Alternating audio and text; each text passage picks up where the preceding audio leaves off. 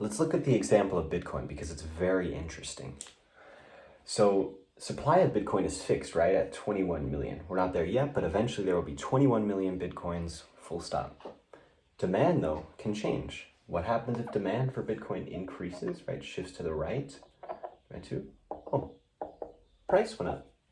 That's not to say that demand for Bitcoin can't go down. If it did, demand goes down, then price would go down.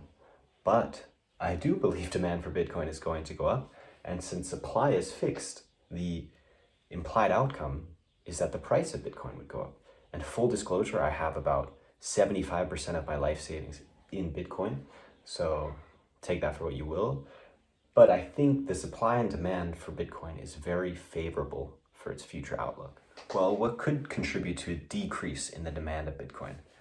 Perhaps there's a new competitor that comes along that's much more efficient and takes the place as the premier cryptocurrency, or maybe the government bans cryptocurrency, says it's too disruptive to the financial industry, no more Bitcoin. That would definitely decrease the demand. Or maybe there's a glitch in the code that no one's figured out yet, or there's a security hole.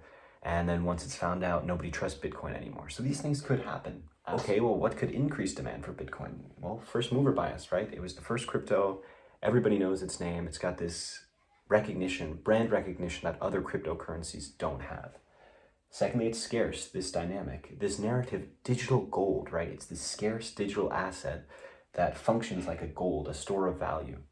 Secondly, influencers. I don't know if you've ever seen on Twitter or TikTok, the people promoting Bitcoin very strongly believe it, and they're really persuasive. One guy I would recommend checking out is Pomp. Just look him up on Twitter, you'll see what I'm talking about. Secondly is global uncertainty, right? The last 75 years, the USA has been very stable, very prosperous, and people have trusted its currency, felt comfortable using the dollar. Will that outlook remain into the future is less certain. So this environment of uncertainty is favorable for Bitcoin. And then lastly, social proof, right? Everybody else believes in it. Like at the end of the day, what is money?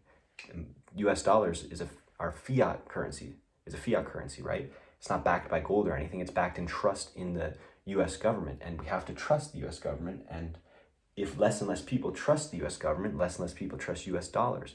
But for Bitcoin, it's decentralized. We don't have to trust any institution. We just need to trust the code and the blockchain technology, which I'm no expert on, admittedly. Anyway, these are the favorable demand outlooks for Bitcoin. And as I said, I am no financial advisor. I'm just a kid with an economics degree, interested in money, interested in Bitcoin. So let me know your opinion in the comments. Do you agree? Do you disagree? And thanks for watching.